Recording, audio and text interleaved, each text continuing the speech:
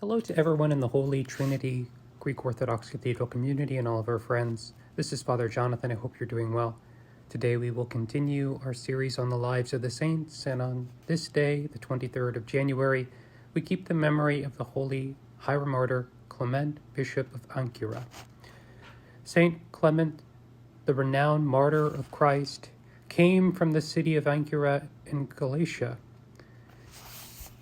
His father was a pagan and his mother, Ephrosine, was a Christian, who on her deathbed had prophesied that he would suffer great torments during many years for the Lord. He was adopted by a God-fearing woman named Sophia and brought up in great piety.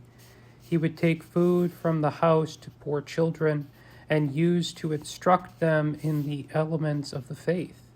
From the age of 12, he began fasting and praying like the monks, so that he was soon ordained a deacon, then priest, and when he was no more than 20 years old, he was raised to the bishopric of the city.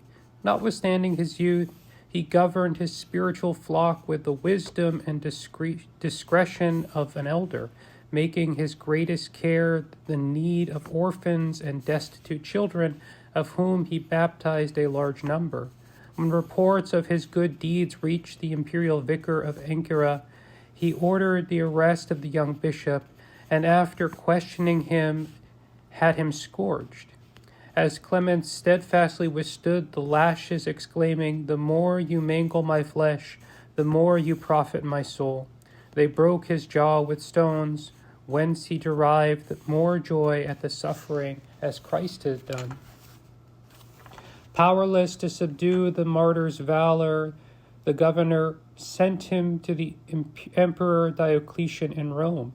When Clement appeared before him, there was displayed an array of costly vessels on one side, and on the other instruments of torture. But the saint's response was not what the dreadful tyrant had expected. "These precious vases that you offer me," Clement told him, "make me think how much more glorious must be the eternal good things of paradise, and these instruments of torture make me more afraid of the everlasting punishments of hell that await those who deny the Lord." His flesh was torn to shreds by the torments of the wheel, but he was miraculously healed, which led to the conversion of many pagans. "Great is the God of the Christians," they exclaimed, and were immediately thrown into prison. That night an angel appeared to them, bringing the Holy Eucharist, and Saint Clement had time to give them the Holy Communion before their execution. He himself was tormented anew in all his members, lacerated to the bone and burnt with torches. But he withstood these sufferings as though another than he were enduring them. The tyrant then had him transported to Nicomedia, confident that the governor of that city would know how to make him submit. One of the converted pagans, Agathangelus, who had escaped execution, managed to get out of prison, and desirous of sharing in the sufferings of his spiritual father, secretly embarked on that same vessel. Henceforth, Clement and Agathangelus were inseparable companions in every tribulation. Whenever they were free of torments, they would keep their bodies under by fasting and vigil, and they received heavenly food in recompense. As soon as they arrived in Nicomedia, they were interrogated and tortured. A visitation of angels to their goal led to the conversion of their fellow prisoners, who were released through the prayer of the saints. The martyrs were thrown to the beasts, but came to no harm. Burning spits were then driven into their arms. The onlookers were amazed at the steadfastness with which they bore the pain, and were revolted by the cruelty of the governor, who subsequently had the martyrs taken out of the city and thrown from a high mountain crag in sacks. Angels once again came to their rescue, and they returned to Nicomedia safe and sound, healing 2 blind paralytics on their way. Fearing the insurrection in their favor, the governor sent them back to Ancyra, Clement, native city, and bishopric.